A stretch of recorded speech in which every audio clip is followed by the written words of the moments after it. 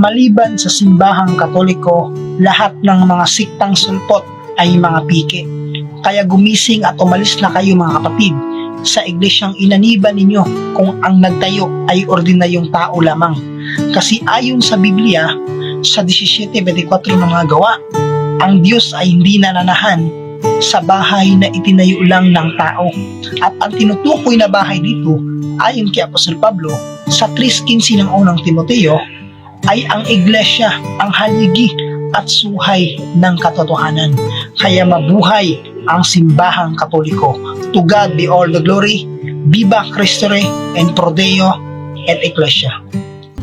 Sa makadiyos nga panginabuhi, ug sa dihang nawalihan ko sa mga pastor, diha na ako nagsugod og question sa pagtulunan sa simbahang Katoliko. Kay gitudlo man sa mga laing relihiyon nga ang simbahang Katoliko daw nigsimba og Diyos-Diyosan.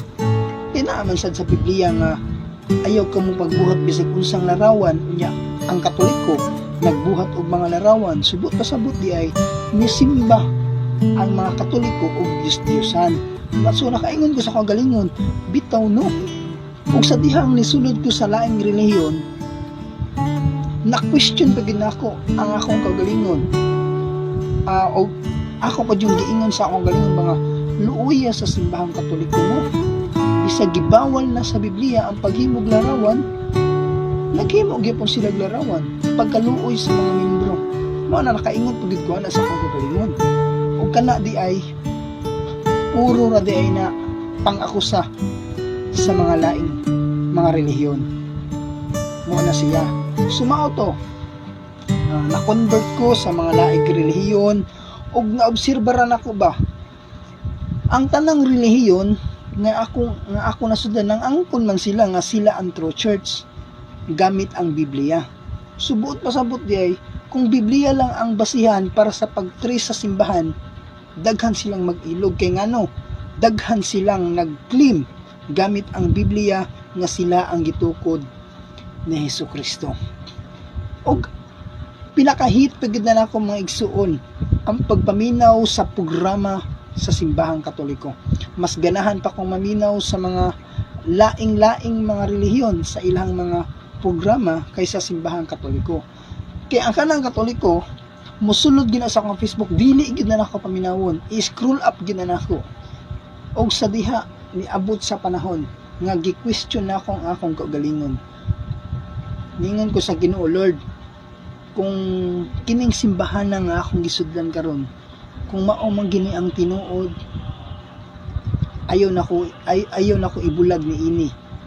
Ug kung dili man gini siya mao ang tinuod, hinaot nga makaplagan nako ang kamatuoran. Ug wala na ako nabantayan nga ang paagi na day sa Ginoo sa ako kato na ditong time nga makapaminaw ko sa mga programa sa mga CFD Katoliko. Ug sa dihang gitan-aw nako, diha ko nalamdagan. Diha gid ko nalamdagan mga igsuon. Ang pinakauna pag yun ako napaminaw ang pagtulunan sa mga laing relihiyon mahitungod sa rapture. Hanay og nindot nga explanation. Dili di ay biblical ang rapture nga gitudlo namo ni adto.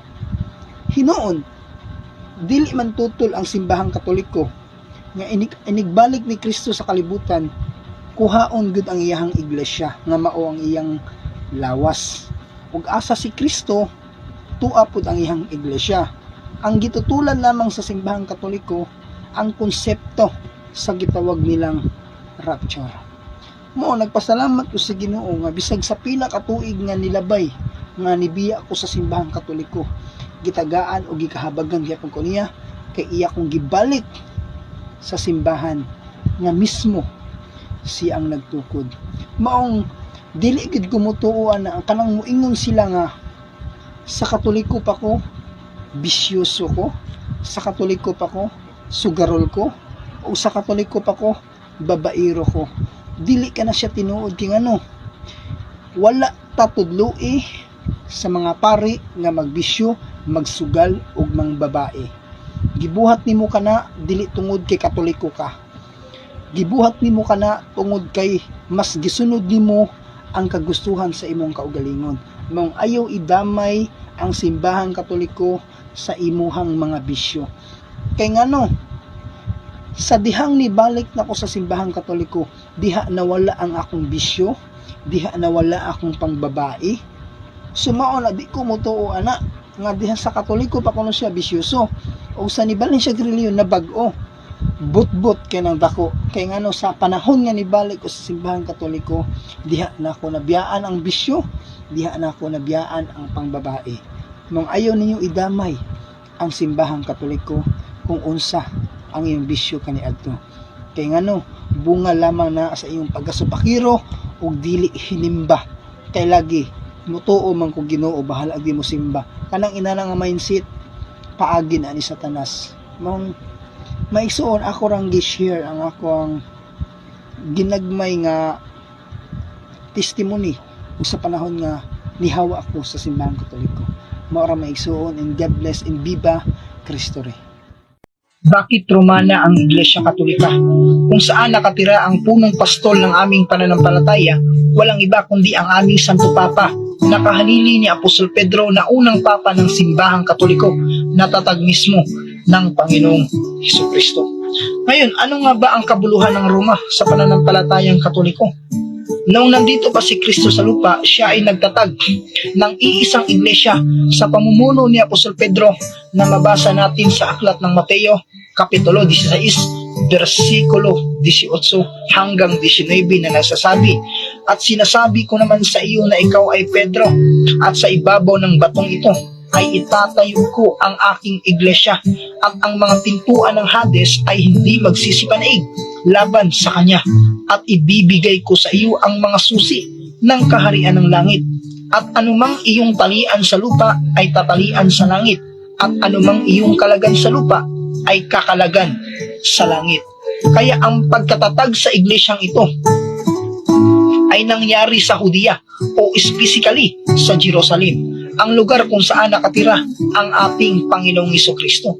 Alam naman natin na karamihan sa mga Hudyo ay hindi tinanggap si Kristo bilang Mesiyas. Kaya ito po ay humantong sa kanyang pagkamatay sa krus sa kamay ng mga Hudyo. Kaya nga ang sabi sa aklat ng Juan, Kapitulo 1, versikulo 11 na nagsasabi, "Siya'y naparito sa sariling kanya, at siya'y hindi tinanggap ng mga sariling kanya." Kaya ang ating Panginoong Hesukristo ay nagtampo sa kanyang sariling bayan, na mabasa naman natin sa aklat ng Mateo sa Kapitulo 23, versikulo 37 o hanggang 38, na nagsasabi, "O Jerusalem, Jerusalem, na pumapatay sa mga propeta at bumabato sa mga sinugo sa kanya, makailang inibig kong tipunin ang iyong mga anak na gaya ng pagtitipo ng inahing manok sa kanyang mga sisiw sa ilalim ng kanyang mga pakpak, ay ayaw kayo. Narito, ang iyong bahay ay iniwan sa inyong wasak." Kaya ang pagkatitiwalang ito sa kaharian ng Diyos ay inalis at ibinigay sa isang bansang nagkakabunga.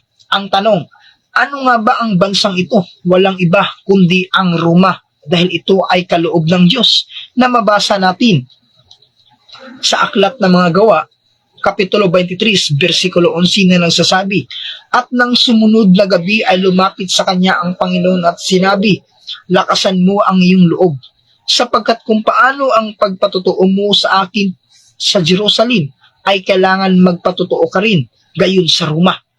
At ito ang Roma, ang nagbunga ng maraming banal, gaya ng mababasa natin sa Roma Kapitulo 1, versikulo 6 hanggang 8. Sa mga ito, kayo naman ay tinawag kay Hesukristo. Sa lahat ng inyong nangasaruma, mga inibig ng Diyos, tinawag na mga banal, sumainyo nawa ang biyaya at kapayapaang mula sa Diyos na ating Ama at Panginoong Hesukristo. Kauna-unahan ay nagpapasalamat ako sa aking Diyos sa pamamagitan ni Hesukristo, tungkol sa inyong lahat na ang inyong pananampalataya ay bantog sa buong sanlibutan. Ang tanong, anong iglesia ang nagmula sa Jerusalem at napunta sa Roma at lumaganap sa buong sanlibutan? Ang kasaysayan ang nagpapatunay na ang tanging Iglesia Katolika Apostolika Romana lamang ang katuparang ito. Kaya Kahit maraming naging martir sa Iglesia Katolika noon sa kamay ng mga paganong Romano, yan po ay hindi naging hadlang upang hindi ipalaganap ang tunay na pananampalatayang Kristiyano. Bagkus ito ay katuparan sa sinabi ni Kristo na ang Roma ay maging banal at pinili ng Diyos. Naway ito po ay makapagbibigay aral at dagdag kaalaman sa ating lahat. God bless in Viva Cristo Rey and Pro Deo et Ecclesia. Sino ang nauna? Simbahan o Biblia? Ang sagot, simbahan. Alam niyo kung bakit? Dahil wala pang Biblia, may simbahan na. 3:15 ng unang Timoteo, ayon kay San Pablo, ngunit kung ako'y magluwat ng mahabang panahon upang maalaman mo kung paano sa mga tao ang dapat ugaliin sa bahay ng Diyos na buhay, na siyang iglesia, ang haligi at suhay ng katotohanan. Kaya kung nais pong malaman ang katotohanan, pumunta ka sa simbahan. Dahil ayon kay San Pablo, ang simbahang ito ay siyang haligi at suhay ng katotohanan. Ngayon, anong iglesyang ito o anong simbahang ito? Sapagkat sa ating panahon, napakaraming mga simbahan ang nagsusulputan.